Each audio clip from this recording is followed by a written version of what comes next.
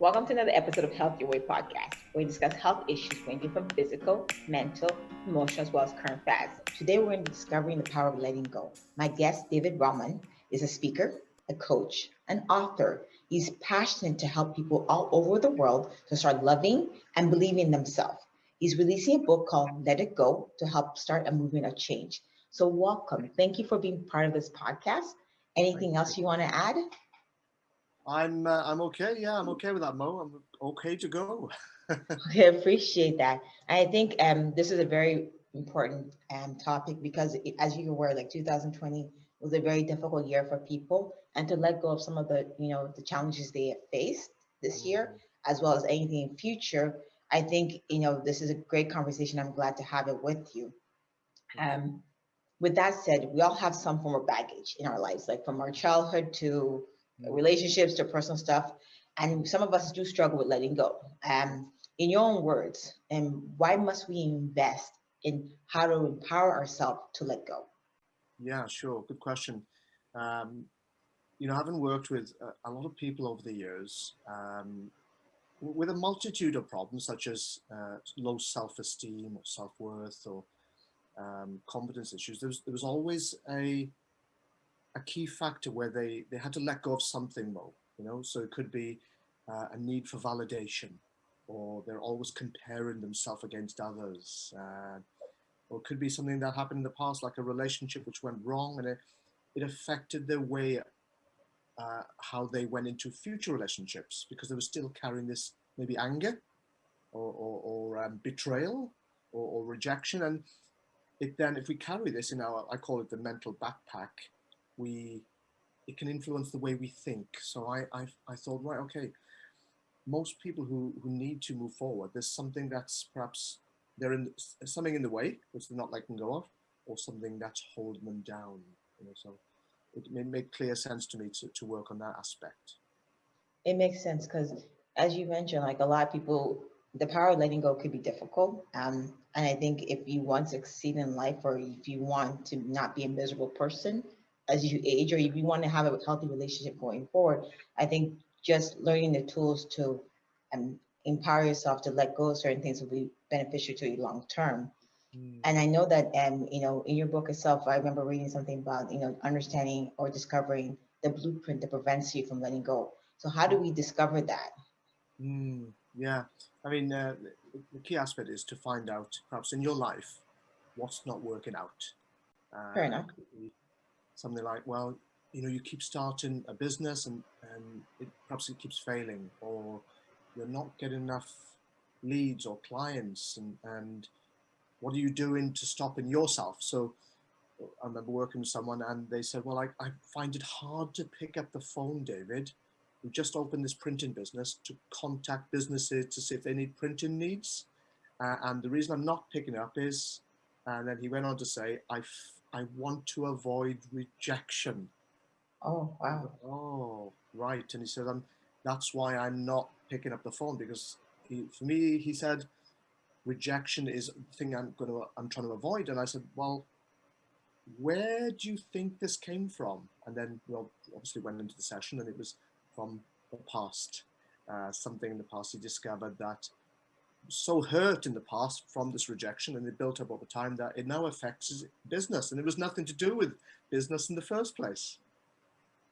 I like that because when you're mentioning example, I was thinking when I first started getting into my personal training business and how I was terrified, like Mm-hmm. literally terrified because you're right. You don't want to be rejected. You don't. Nobody likes the thought of nobody wanting them or thinking they're good enough. And a lot of it's not based on the present. It's a lot from the past. Like when you were young, like you remember when you were kids, at one point you wanted to be the popular child, or you want someone to be your friend, and when somebody doesn't want to be your friend or they're rude to you, it leaves a lot of scars. And I can understand what he's saying. I can respect what he's saying. But if you're in a business, please understand rejection comes with it, and that's the scary part. That That's really is. Yeah, you're right. And people can go to all these courses on how to be a better entrepreneur or a better business person. But what a lot of these courses don't teach you is how to deal with your emotions when you're on your own at that time. So you wake up in the morning, and it's a new day, and you've got you own your own cafe, and you're worried about people coming into your cafe. You're worried about, is anybody going to come in today, And that conversation we have with ourselves can sometimes, with as entrepreneurs, it can be somebody once said to me, it can be the loneliest place in the world, David, as an entrepreneur. And I thought, Say that again, David. Repeat that line again, David. It and is. Oh, sorry, yeah, David. Go ahead. yeah, Go and ahead. you just have to talk to yourself, and sometimes it can be anything. It can be a need for validation, as I mentioned. We need people to tell us, we're good enough, and we go looking for it, because sometimes our inner dialogue mode can be so destructive. We need to find out. So we need to find out and put it down on paper. This is how I'm feeling. I like what you say. It makes so much sense. It's scary. I think a lot of people that are either watching or listening, understanding that, you have to find the blueprint of why you have that issue of not letting go. And, also read in your book itself that, personal beliefs affects some of our ability to let go. And I'm wondering, and well, that's what I read, but maybe I'm wrong. So educate me if that's incorrect. And how can understanding what our personal beliefs and how we raise empower us to move forward and let go of some of the issues that we are carrying? Yeah, of course. I mean, our belief system, what we feel is the truth, what we feel is certain, runs the whole show. So you might have two people in the same line of business, but one is they believe in themselves, they're confident, they think, yeah, I'm going to take on all the challenges of life. The other person might have a couple of doubts about themselves. And those doubts might have come from, say, childhood. Okay. It could be a mum saying, well, you're not as bright as your sister, you're not as smart as your sister was, so. Hold on. People actually say that to their kids? I'm sorry. I'm sorry. Really? Oh, yeah, yeah, Oh oh, my. definitely. And you get that with, say, teachers who say, well, your brother used to be in the class, but maybe not as linguistically uh, good right as your brother, but perhaps you can concentrate on science. And when you hear this, and I've had clients who have had this sort of dialogue with their parents, and it goes into that thing called the blueprint, and then it then manifests as, if over time it starts to build up as self-doubt, starting not to believe in yourself. You start to question yourself, and we've all been there as adults where we question ourselves. But if you can imagine a child from 0 to 7, everything our parents tell us is gospel. Everything we tell, because they don't know any different. So they're just saying, what is that? That's the sky, it's blue. That's the grass, it's green. So they just listen to everything that the parents say, good or bad, good or bad. Because we've heard things like, money is the root of all evil. The grass is not green on the other side. And children should be seen but not heard. Not heard. And as children, you think, okay, we don't question it, and then 7 to 14, um, development psychology looks at, well, who comes into your life then, which really influences you, and that's the teachers. The teachers, they can make you feel like that, or Yes. they can make you feel great, and Yes. I've known so many people who have been destroyed by what the teacher said when they were, 10 years old. And these days, then we've got 14 onwards, more our beliefs. Then we have Facebook, Instagram. We have all this information coming into a 14-year-old, and then boyfriends, girlfriends, and TikTok, and all that. And all this then produces our belief system. So by the time we're 18, we know, or we think we know, who we are or what we're capable of, and where we fit in the world. And that's our belief system. And that's it's not fixed, by the way, but that's how it develops. You make me worry. When you say that, and I explain why. I remember when I was younger, again, internet was just starting off. I'm going to age myself right now. Okay. Internet was just starting off. I think, you're right. Like your close encounter with the people that kind of guided you, or basically gave you your belief. But with the age of social media, with a lot of things are at your tip of your phone, a lot of kids are being raised with different belief system that may be counterproductive than their parents, or the idea of what they should look like. And I'm worried that we're going to have a bunch of adults in the next 10 to 15 years, well, 10 years, 15 years, that are going to be psychologically damaged or have issues that are not being addressed due to Mm, what we see in social media, what's out there. absolutely. And, I work with a lot of teenagers as part of uh, what I do, and a lot of them spend a lot of time more comparing themselves to people on social media, and Yeah, they look, and, I've worked with people who are, they look like they've got it all together, but they said, no, I don't. I look at Instagram and I'm sort of, she looks like that. Why don't I look like that? And I work with clients who say, 15 minutes on social media makes me depressed. it There was can. something recently in the last few years discovered, and psychologists call it Facebook depression, where we can look at somebody's life and then we get depressed about our own life. So you and I know teenage suicides are at an all-time high at the moment. Yes, I remember reading that, and I can understand why. It's easier to bully people and to have a lot more insecurities because it's in your face. When you're younger, a lot of people are outdoors playing with their friends or not in front of TV, and TV is not showing you all that beautiful people that look like that, or the Photoshop of the people, and you Yeah. don't have. It's harder. Mhm. I really feel bad for the parents that are raising kids now. And I feel really bad for the kids because I wouldn't want to be in high school or in elementary school Mhm. at this current. I'm sorry, no, I'd be terrified. Mhm. Yeah, yeah, it's a challenging time, and I was thinking about exactly that yesterday. That my son is turning 18 soon. I'm just glad he's out of school. I'm sorry. It's scary. It makes sense. I was just talking to my boyfriend. I'm like, a lot of people have baggages in high school, and like they leave high school just damaged. Some of them are really, and they spend their whole adulthood really trying to survive, like recover from childhood. They really do. Some of them really do. Yeah, yeah, 100%. And I've clients in their 30s and 40s and 50s who never recovered. They've come in for sessions and they say, I've had this problem with, say, relationships since I was about 18. I was hurt. I said, well, what happened? Well, every relationship, I self-sabotage it. Why? Because I was hurt so badly. I don't want to be hurt again. I want to protect myself. And then they realize they've been holding on to the fear of being left or the fear of being hurt. And when you help them reset their mindset and just look at, well, okay, I need to trust because they don't trust. And we all know someone out there who is still angry after all these years, a Yes. partner. They still talk about them.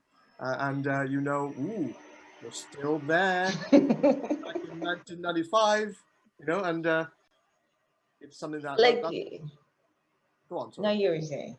I know I said, I'm laughing, and it's not a laughing matter. It's really bad. Like, they need to, honestly, if you're in that situation, you need to go see somebody, like therapy wise, because it's affecting your future. But I'm sorry, I apologize for cutting you off. no, no, no, that's, and there lies the power of letting go when they realize, right, I've got to let go if I want to move forward and if I want to not self-sabotage relationship. So when they learn that, it's like so freeing for them. For me, it's the best job in the world, seeing someone get that aha moment and then decide, right, that's it. I'm going to change. I want to change. And my job then is to help them realize they can change. And then they I go like about. that. I like that. I'm sorry. I want to go back to the part with the business part because I was gonna make a comment. So when you said that, a lot of entrepreneurs when they start a business, they're taught, if you go to business administration school, you're taught about economics, buying marketing stuff like that. Yeah. But what really stood out for me was that nobody tells you gives teachers the mental issues that comes with it. I just thought there's no mental course on how to deal with the ups and downs of failure, or like there isn't. And I was just like, so a lot of people go into entrepreneurship and they're like, okay, you know what? I can do this on my own. But the ups and downs, if you're not mentally equipped to deal with the failures as well as anything that you've had in the past, maybe seeing somebody to guide you in this process could be something that people need to do. But I'm sorry, I just had to bring that comment because it just hit me that there is no mental health courses in business administration classes or any there isn't. There isn't. And um, there will be. more days where you're feeling down than you're feeling up and feeling successful. You'll feel alone. You'll feel like giving up. You'll feel like, why am I doing this? You'll feel rejected. I've had more days where, in the past, where doors have been closed in my face. People have said, "I'll call you back. I'll email you," and they were sincere. But I'm, and when I teach this, I say, listen, fail forward, keep failing, keep going. You are not going to get the journey you expect. Just keep going, and you will need to dust yourself off every day, every single day. It's And one so day, true. one day the magic will happen. It doesn't help to everyone because a lot of people give up, and It's that's unfortunate. unfortunate.